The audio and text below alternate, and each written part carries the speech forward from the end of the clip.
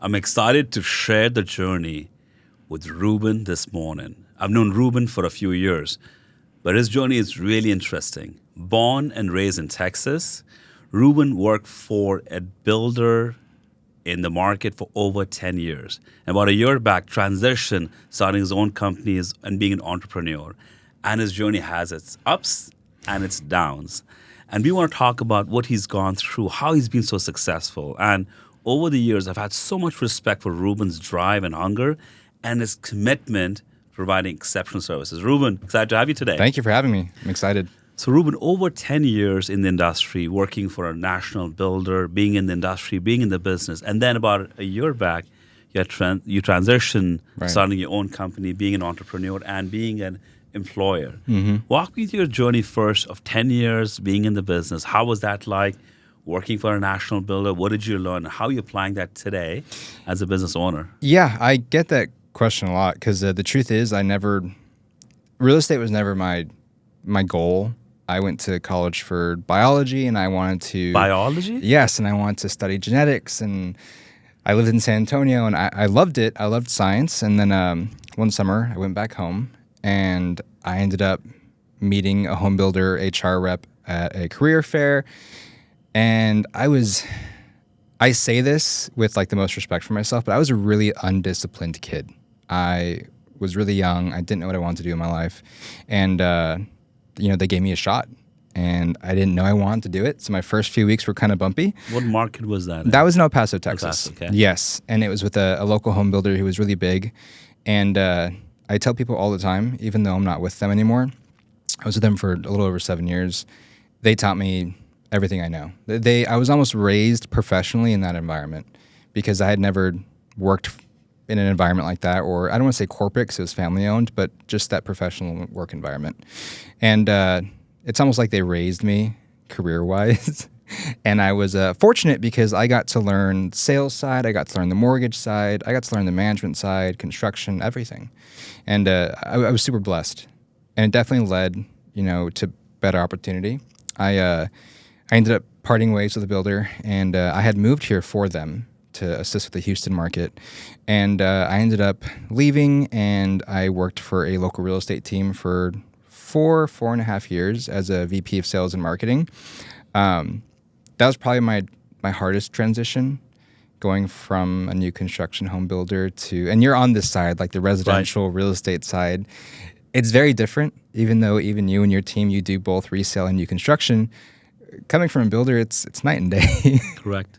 And the hardest mindset to change was working in sales for a home builder. You're always taught when someone walks into that model home, if they leave, that's money lost. Like, you need to close them on that home right there and then. On your guys' side, and on this residential real estate side of both new construction and resale, it's very different. Mm-hmm. Your goal is to sell them on your value, right, as an agent. So that was the hardest mindset to adapt. And then I was blessed to be able to help that team grow, not just on the business side, but in terms of the infrastructure. And it kind of showed me that my niche was in building a business. I do have a very aggressive mindset when it comes to business, but I left initially wanting to pursue art. I know it sounds weird. Really? Yes. Okay. I was going through a pretty rough patch in life, and I picked up photography 2 years prior. And I talked to my husband, and he was supportive, and I was going to quit my job, and I was going to travel and take photos and be artistic. And I left, and I realized that we were accustomed to a certain lifestyle, and I guess I really had this coming to Jesus moment where I was like, that's going to change. And he is so supportive that he was okay with it. But at the core, I've always had legacy in mind. So I knew that I wanted to find a way to kind of marry both aspects, my passion of media and my niche for building a business. So I started Aura, and it's not what I intended to do. I was just very fortunate to have the right tools at my disposal to do so. And it took off drastically. Phenomenal. Way faster than I thought. The first builder, which was family owned, 7 years with a builder in our business is a significant amount of time. Right. So 7 years staying consistent. I know you shared that you were aggressive and you were very outgoing. 7 years with the builder, you must have seen certain values with that builder to stay on for 7 years. You did different aspects on the business, learned different mortgage side, builder side, construction side. But what were you doing on a daily basis that the builder saw value in you? As a young adult, Yeah. agents, salespeople bounce around, make a dollar and go here and go there. But what were you doing effectively that made them believe in you and pour into you to groom you for 7 years? I think the biggest difference is when you talk about like salespeople, and even like my motto is actually from that home builder. It was from the owners, and they taught me that sheer brutal force aspect, and I full-heartedly believe in it even to this day. But everyone applies these motives on the sales side, and my value was I'm able to apply them on the back end side in terms of infrastructure and growth patterns and financials and infrastructure. And you don't really see that with any individual who works in the sales industry. Usually you expect it from like a VP of ops, an operations director, et cetera. So to be able to grow the sales team side while still having that back end in mind, like very aggressively, is what made it different. And on the home builder side, right, it's about like cost and labor. And then on the residential real estate side, it's, most real estate teams do not operate as a business. It's very cash in, cash out. But when you're with a real estate team that has employees and wages, it's very different. It's very different than being a team who maybe has a contracted transaction coordinator. So being aggressive, again, on the back end, infrastructure, accounting, et cetera, is the differential. And that's what still drives me and is still my value, like even certain clients, because we do consulting work. But that's definitely the difference. My aggression isn't just solely on the sales side. It's on the back end too. Good as well. Then you draw a parallel between being a builder salesperson versus being a realtor. And as a builder salesperson, it truly is transactional based. Right. Buyer walks in, prospect walks in, the objective is to convert them, Right. whether it's to build or buy an inventorium. And if they walk out, not buy a home or buy a home with a competitor, it's a loss. Whereas on the flip side with realtors, it's not necessarily about the home that you're sitting in, doing an open house or prospecting. It's about building relationship, building long-term partnership. Agreed. And truly it's a blessing because that home may not be fit for them, but you can be truthful with them. Rather than some builder salespeople, they just paint a picture. This is the perfect home for you, even though they have known roadblocks or issues.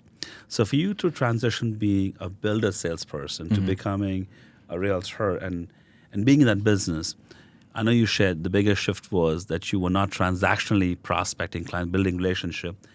How did you transition? What was the biggest self-talk you had to do to shift from being transaction-based to relationship building? Yeah. So, I mean, to be candid for my transition, I didn't immediately start as a VP of sales and marketing. I started off in the builder relation aspect, which was kind of like a natural transition in terms of I came from the world, I knew builders. The hard part is exactly what you mentioned. I'm not an agent, and I'm not licensed, and I wasn't when I was there. But what was kind of really noticeable off the bat was I was always taught as a home builder, working as a salesperson, the minute someone walks in, you have to sell them on one of your homes. We have a very finite amount of product, right? And so this person walks in, there's almost like a dollar sign above their head, and your goal is to find their needs. If your product fits their needs, is close them. And working on the other side, I'm like, wait, you did an open house, but you didn't sell the person on that open house. And so it took a little learning curve. And eventually, it became very apparent that on the real estate side of residential and resale, it's still transactional, but it's about a different aspect of value. It's not the value of your product, because your product as an agent isn't the home you're sitting. It's you and the value you provide to a client, whether buying, selling, et cetera.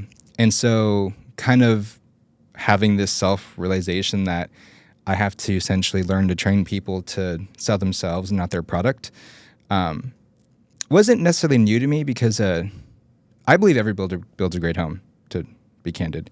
And I'm sure, as you know, everyone uses the same vendors. Right. Most of them use the same trades. The difference for home builders is land position and customer service.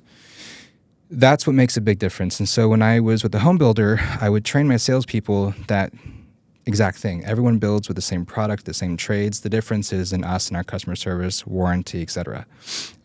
Finishes can come and go. Those can be upgraded, etc. But that was the biggest selling point. And so I just applied that to the agent side of having agents just realize there's a value to selling themselves. And as soon as I did that, it became much easier for me to operate on this side. Sure. So almost a decade in the industry, and then 2023, Aura was born, and I believe it was your husband who suggested that name. Is that correct? He did, yeah. So we are big Harry Potter nerds. Okay. Yeah, for example, every Christmas season, we watch every Harry Potter probably like 2 or 3 times. Back to back? Back to back. We do marathons. And I had just left, and I was thinking of a name for my own photography company that I was going to brand myself under. And most photographers, it's always like their first name, last name, photography. Mm-hmm. And I wanted something different that I could probably shift because I was still relatively new to photography. And I had a style in mind that I really wanted to focus on, but I still got a pretty wide variety of shoots. So I didn't like the aspect of my name being the forefront of the brand. Also coming from working in marketing and branding and advertising, it just didn't fit. So my actual first name was my middle name. It was James and Co. Sorry, say it one more time. James is your my middle name. Is your middle name? Yes. So my company name originally was James and Company. Okay. And I made a logo. I was sitting on my couch and I was so excited. I showed my husband. He's like, "Oh." I was like, "Oh." George's reaction was a bubble buster. It was a bubble buster, but he was just being really candid with me and honest, and he always is. And I asked him, I was like, "What would you name it? Like, you know me the most. Like, what should I do?" Yeah. And Harry Potter wasn't even on. I think he's just always thinking about Harry Potter, and he came up with an aura. And I was like, "Oh, that's cool," because it also relates to like energy and stuff like that. So I was happy. I could always, if I had to name it, it was Harry Potter. I could say it was about energy and that kind of side of it. But yes, my husband named my company after Harry Potter. Love it. The story behind a story. Yep. So Aura was born in 2023, and over the last 12, 14 months, you have had aggressive growth. I mean, not just in Houston market, you're in different cities, different states, and you're growing at different levels. Not just photography, but there is marketing services, consulting services. Right. You also are working with real estate agents. Mm-hmm. So walk me through all the verticals that you built last 12, 14 months. And I also want to hear from you, Reuben, where being an employee for almost 10 years and transitioning to be a business owner takes a lot of mindset shift. Right. Right? Because in the past, even when I was an employee for almost 10 years, day in, day out, week over week, month over month, I get my paycheck, rain or shine. Right. COVID or no COVID, Harvey, no Harvey, paycheck in the bank, benefits taken care of, health insurance, all of those things.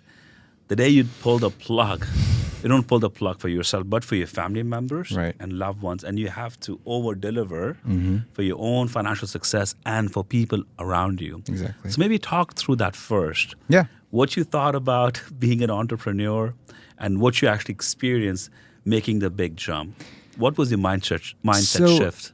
I'm very blessed because when I worked for the home builder, I was very privy to how they ran their business, and I was able to adapt to their mindset pretty early on.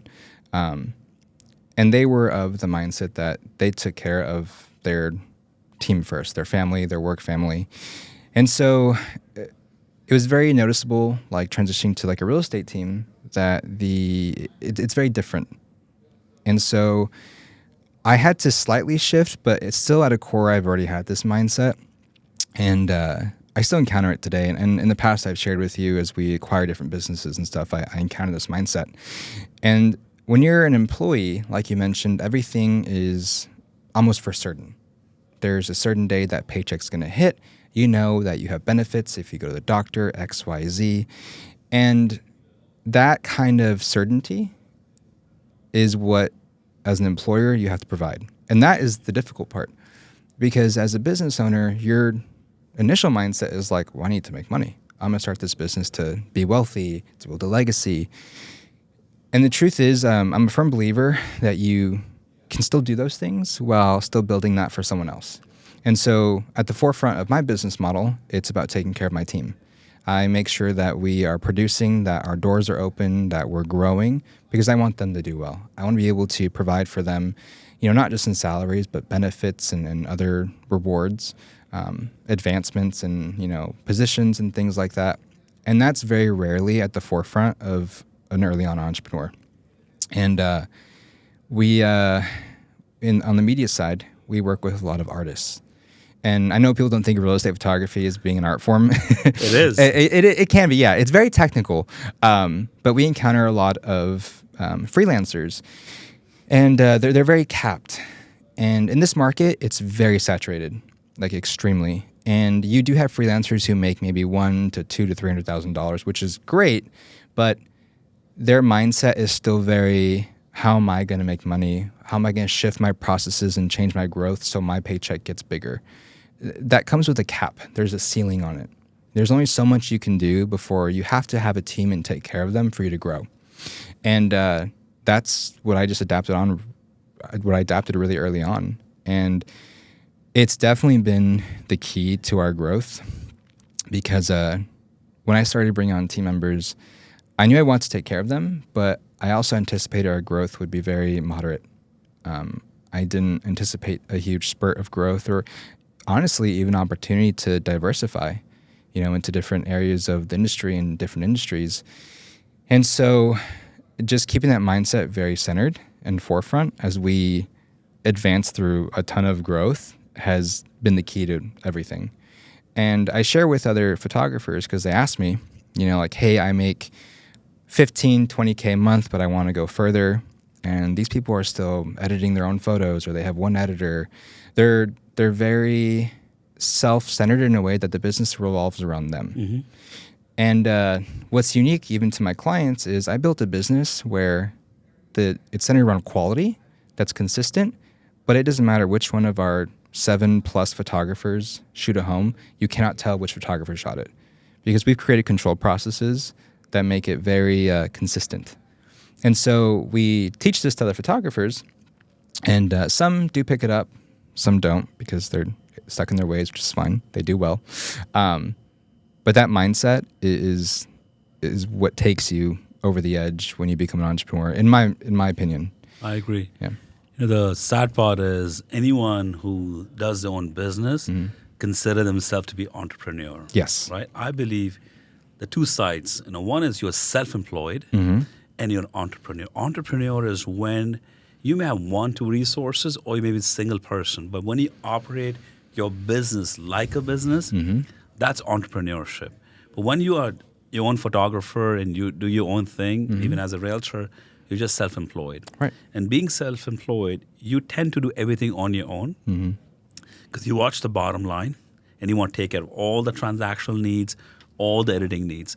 But as a business owner, that's when you apply the mindset, if I'm not engaged in the business for a week, 10 days or period of time, can my business self-sustain? And that's a part the photographers, the freelancer will not. The day they stop taking pictures, the money stops coming in. But on the other hand, as you've grown last year or so, you have a business organization with resources who are trained, coached to be effective in the photography skills, and the product stays the same. Right. And that's the biggest difference. People think, oh, you know what? I want to be an entrepreneur. No, you want to be self-employed because you want to be lazy. You want to wake up late and do what you want to do. Nothing wrong with that. Right. But you can't have big aspirations. You can't have a mindset that if you unplug, money will keep rolling in. And that's why being a business owner, being a true entrepreneur, takes a lot of sacrifices. So for you, Reuben, being an entrepreneur and business owner, I'm sure you've made a lot of sacrifice the last 12, 14 months. Yes. Right? Putting your team members ahead of yourself. And personally for me, multiple times when I have to push payroll every 2 weeks, and we also rely on closings, transaction success, and commission success, there are multiple times where I hold back my payroll and push the payroll for my team members because they have to be paid. Rain or shine, whether I'm tapping into my savings or finding money, it does not matter. when you make a commitment of hiring someone, they depend on you Right. to be compensated to pay the bills. But if that means I'm not getting compensated, so be it. Do you mind sharing with me, Reuben, last 12, 14 months, I believe you have made a lot of self-sacrifices to keep your business to the level it is at today, Right. to keep your team members in the right mindset. Do you mind sharing some of the sacrifices you made? Yeah, and just to be upfront, I'm super transparent about my journey of being self-employed or being an entrepreneur. And before I started Aura, I was self-employed. Okay. I worked for other businesses, and my mindset was, I knew that my job was to grow their business, but I still never treated it like it was my own business because I was just never exposed to that side. And so when I left and I started Aura, it became very apparent, like the difference between self-employment and being a business owner, entrepreneur. And I never realized like how rampant it is on the real estate side. And the sacrifice aspect is so vast. Like I think it's so hard to explain to someone who, because they can't fathom it. Like for example, I not taking dividends for over 12 months, like to someone is insane. And I'm very fortunate because of my support system at home. My husband is not a millionaire. He's a teacher. He works for a public school district. So it's not like I had this safety net of finances. It became very much about sacrifice. And to have him be on that side with me was awesome. We sacrificed a ton to bring on new staff, to expand, to buy gear, to grow, to buy businesses. It is impossible, at least in the infrastructure I've set, to have not sacrificed. And people don't talk about it often enough because it's almost like a pride thing. Mm-hmm. Like they don't want to admit that they've not paid themselves because they've had to pay other people because they think it reflects on their revenue or their ability to like run a business. And I'm still really early on in my journey. I'm a year and 2-3 months in, and sacrifice was like the first thing I learned. And I was working for other business owners. I've seen it firsthand, just with things I was privy to, but I never Understood. I never understood what it felt like. Yeah. And it's wild. And even when I explained to team members like the sacrifices made in terms of a company, just to grow certain things, there's still like a disconnect.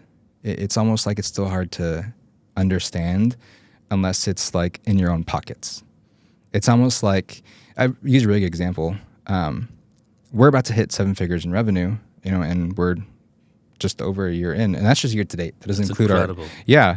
And what's insane is with my aggressive growth model, I spend quite a bit of money in acquiring businesses and growing, and people ask me like, "Oh, you've probably made a shit ton of money."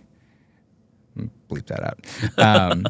The truth is, no, I haven't. I have dedicated reinvesting everything I can into just growing like outrageously fast. And along the way, as I've made these sacrifices and I've grown, I've had to kind of step back and reevaluate the growth pattern, just making sure I'm stable and we can do certain things. And I'm still learning. And even though I was running a business for 10 years, right? I helped run a home builder, helped run a real estate team. It's very different doing it for yourself. And then you start sacrificing things and you realize certain things have to shift and you have to change mindsets on certain things. It's very different. I think it doesn't really apply to those who are self-employed because it's almost apples to oranges. As a self-employed person, and I don't mean to pick on them, but agents are a really good example. Mm-hmm. We used to interview agents and they'd come to our interview table and they'd be like, why do you want to join the team? They're like, oh, I want to make 6 figures and work 25 hours a week. And, Right. I want to have a Range Rover in my driveway. In my mind, I'm thinking like, you want to work 25 hours a week? Like, that's crazy. I mean, that's great. If you could do that, Yeah.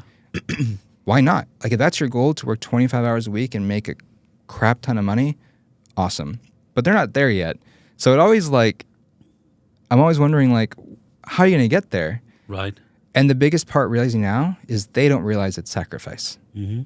It's sacrifice of time, etc. And I joke about it, and I've sacrificed, not just financially, but I sacrificed relationships, friendships, family, and that's just not even being a business owner. I was very young in my career, and I was able to move up relatively quickly, and that also took sacrifice. So I think I was exposed to it before opening Aura. I just never really noticed it. Yeah. I thought it was normal. It takes a lot of maturity Mm-hmm. and having your feet on ground to evaluate and determine where do you pull back, where you push forward. Right. But putting other people's needs ahead of you, that's the biggest difference between self-employed and being a business owner. Right. But just sheer brutal force of acquiring growth. And I believe one thing, Reuben, where the first 12 to 18 months are the most challenging, no matter what business you start. Right. And yes, you may have a growth phase, then plateau phase, and then something does not go well, the ups and downs. Right. But most people give up really quickly, right? And they just say, you know what? I thought I would make this kind of money or I would be this successful. And when that does not happen, they fold their cards Yeah. and walk away from the table. I truly believe if you want to be a business owner and you want to be self-employed or entrepreneur, you have to have the runway for minimum 18 months. It takes a period of time to learn how to be a leader, Right. how to delegate tasks, how to grow, invest money, pull money out, and 12 months is too short period of time. Agreed. But for your journey for last 12, 14 months has been incredible. It's been sheer, brutal growth Yep. over a period of time. What also comes with being a business owner, Reuben, is when we have to have tough conversations, especially with the team members, Right. because someone not pulling their weight or someone not performing reflects not just on you, but on the company. And you mentioned early on, you have multiple photographers on your payroll, and each one's work product needs to reflect the bar of excellence that you have set for Aura. Right. And if one is not performing, it does not matter what was photographer number 1 or 6, it reflects on the whole company. And as business owners, we have to have tough conversations, Yep. hold people accountable. This is where I can certainly do that, but a lot of people feel challenged when they don't have self-accountability. It's hard for them to discipline or hold other people's accountable, Right. right? So share with me, was that a challenge for you, or you've just been, because you were in a leadership position with the National Builder, was that easy for you, holding other people accountable and having the bar of excellence always kept up? So personally for me, I wouldn't say it was easy, but something I share with my team members is everything they do affects what we do. And I'm of the mindset that I will not let anyone ruin Aura's growth. Aura I almost treat as if it's its own organic thing. And it's providing for all these different people and all these different things. And so my job as the business owner is to protect it. And I share with them, I'm not going to let anything harm that. And I want them to carry that in the work they do. I want them to know that the decisions they make, no matter what role they're in, whether it be our admins or our photographers, it affects everything.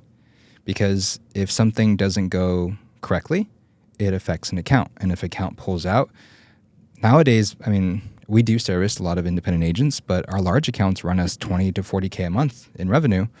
And that's significant. And it carries payroll and different things that we do. So I'm very open with my team in sharing with them what they do affects everything. It is not difficult for me to have conversations in terms of accountability.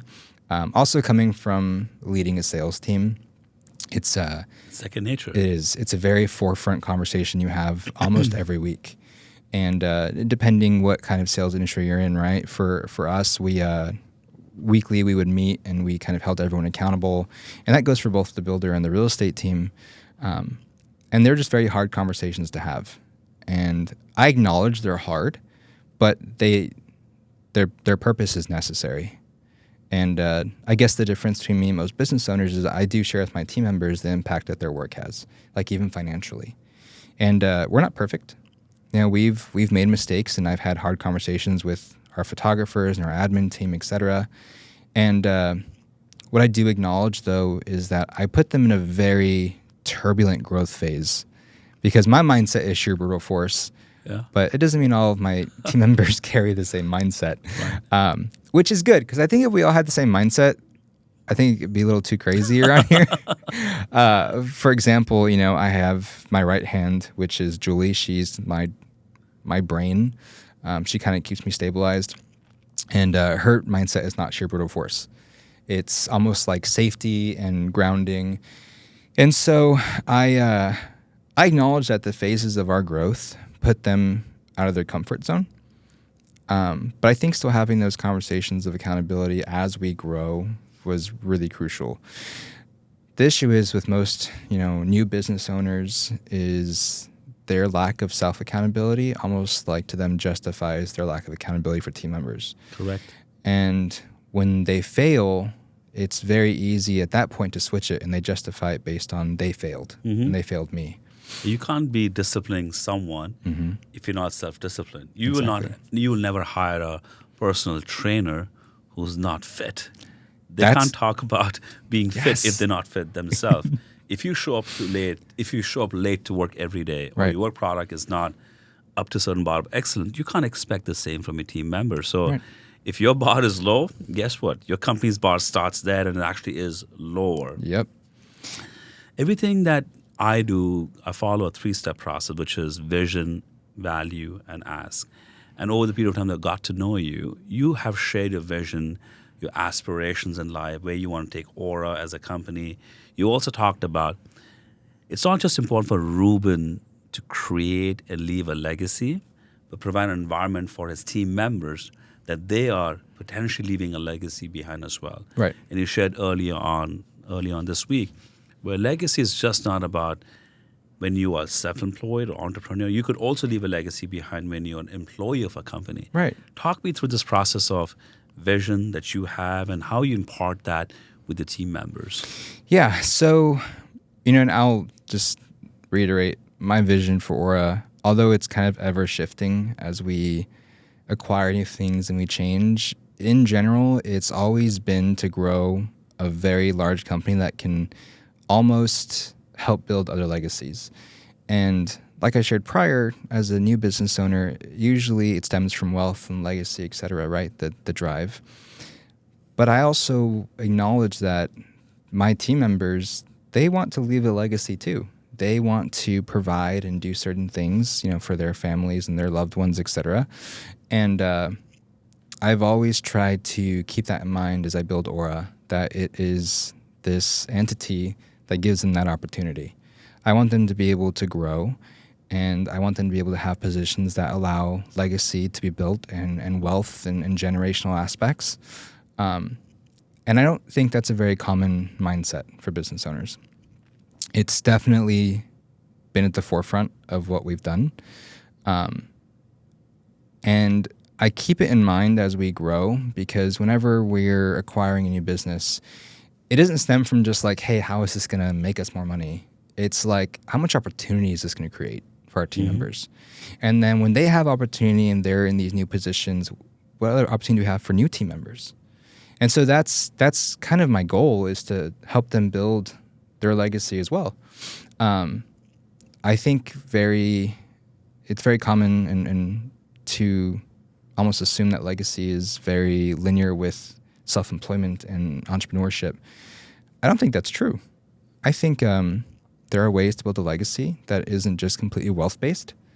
And so I use this example a lot, and I even used to use it as a home builder.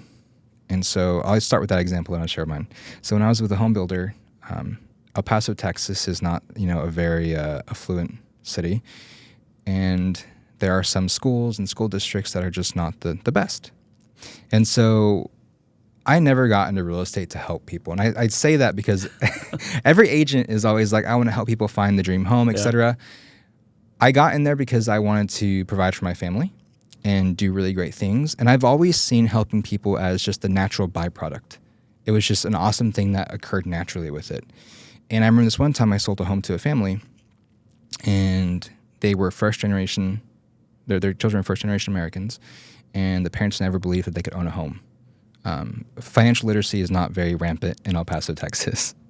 And one of their kids walked into our model home after school, and this kid was maybe like 17 and asked like, can my parents buy a home? And I literally just gave him some info, didn't think anything of it. And this family came back, and just long story short, taking through this whole process of buying a home, it changed everything for those kids.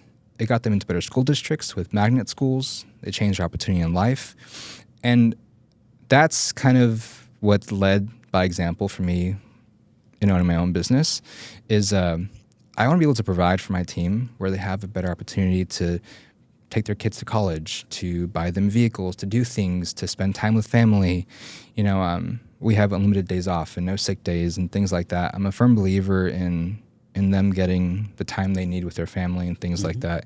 And so I've always kept that at the forefront, that there's almost this like everlasting effect of the thing that I do with Aura on its team members. And that's just not a common mindset. And honestly, it has shifted the way we've done business entirely. We are very different than almost every media business. When you take a media business here, they're, like I mentioned, they're a freelancer. They just want to make a ton of money. I know money will come. Mm-hmm. I believe in it. I know that I have to provide for my family, things like that. But I put that in the back seat. And as long as I put them forward, and I know that they're going to be okay and taken care of, that's all that matters. Because I know naturally it'll occur for me. If they're being taken care of, then I know I'm being taken care of. Right. And that's just what I've always like assumed and thought was natural. And as I encountered other business owners, it became very apparent that that wasn't like a common mindset. And it's just it's interesting, to say the least. Agree. Reuben, I know most of your team members. Yes. What I see is that your cultural bond with all your team members is fantastic. And I have a philosophy where if I was recruiting someone, influencing someone to associate with our company organization, and one side I have super talented person, on the other hand, I have somebody who is not as talented, needs grooming, mentoring, coaching to be more successful, but they are an exceptional cultural fit. And when I say cultural fit, it's not about what language you speak and what ethnic background you come from, but it's about, are they aligned with the growth strategy, the vision of the company?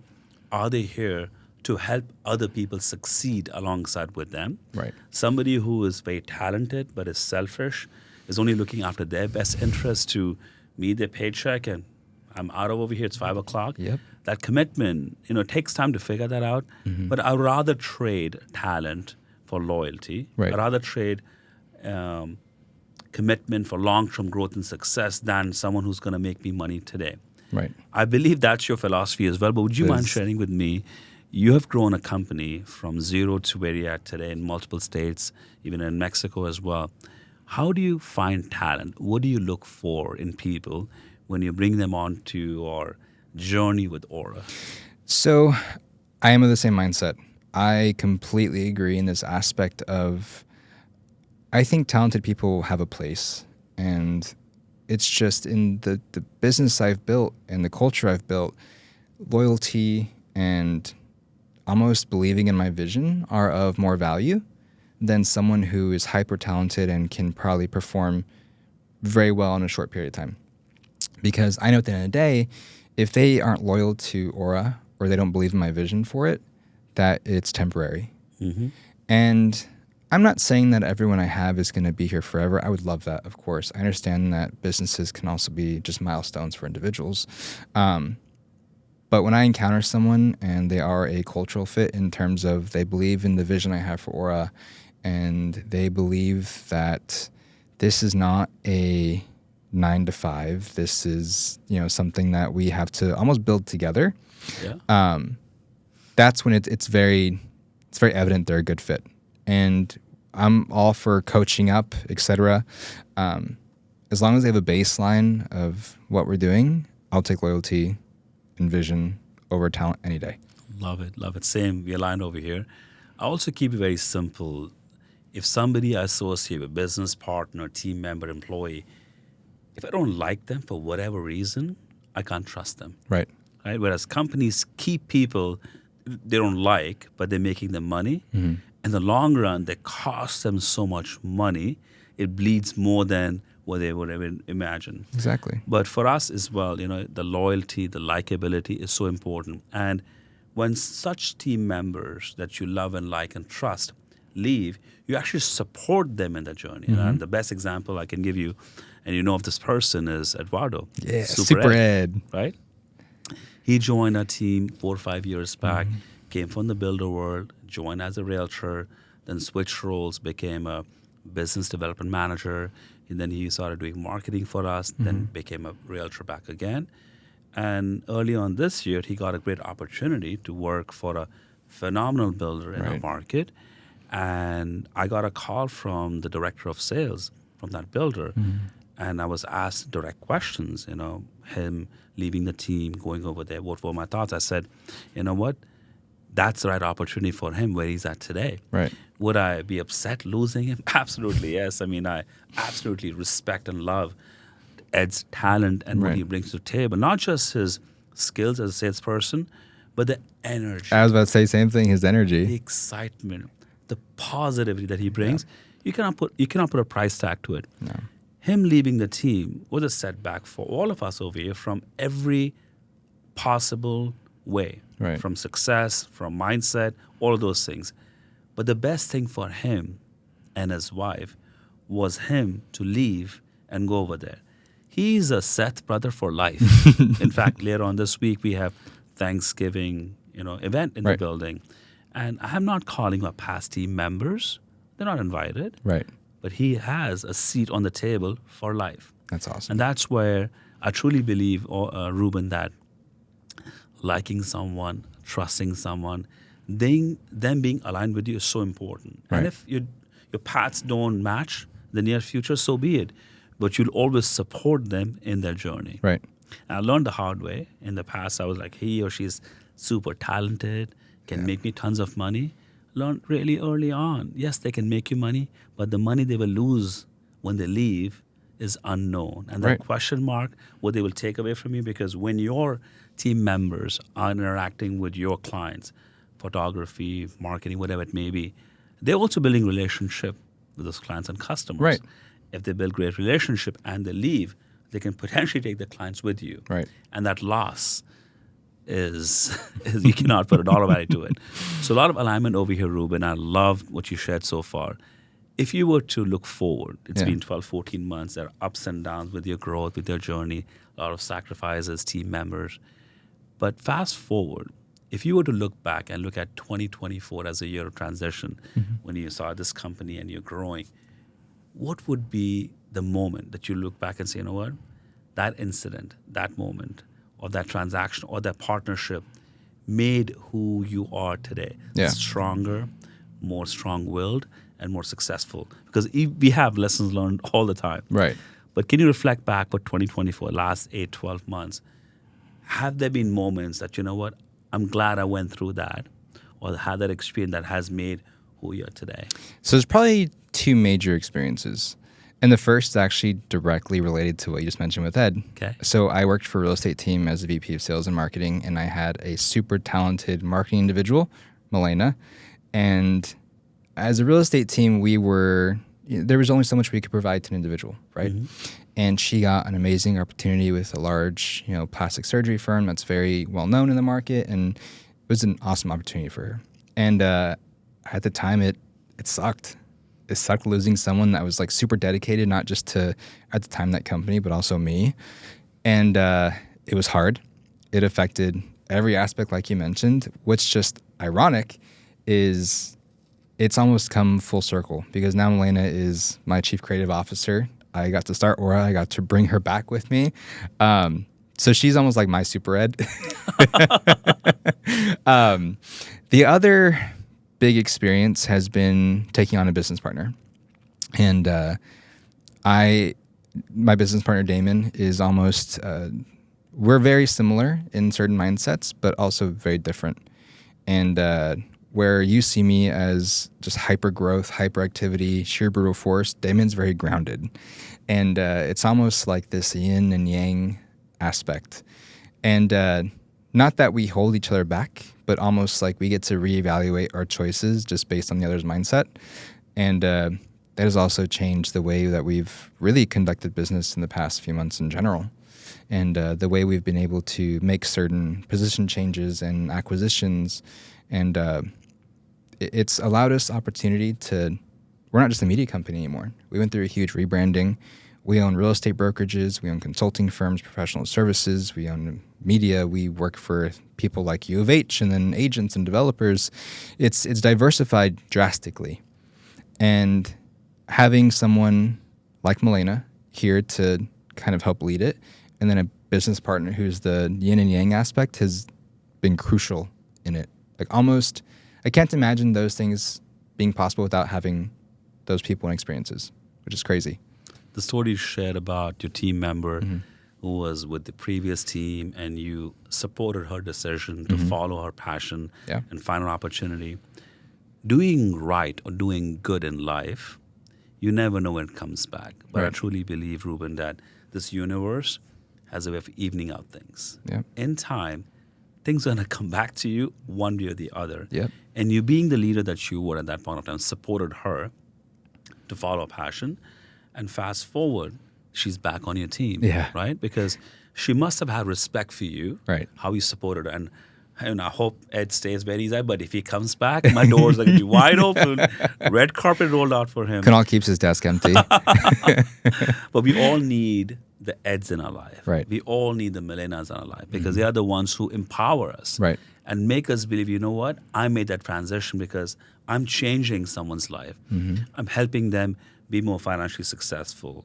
For you, you have a yin yang in your life, you know, your business partner. Same thing with me. Sonata is my opposite, where he's the one who's grounded, who evaluates and makes sure that we are progressing towards growth in a steady pace. You leave it up to me, I'll be a trailblazer. I'll burn everything behind me. I'll be like a forest fire. Let's go! You know what I mean? So it takes a little bit of balancing in life and find that right resource next to you, business partner, spouse, whoever that person is needed. They got to bring the best out of us. I agree. Reuben, every time I sit and talk to you, you know, I get fired up, I get inspired. But your journey of being in the business for about a year and the growth that you've had is truly inspirational. I appreciate it.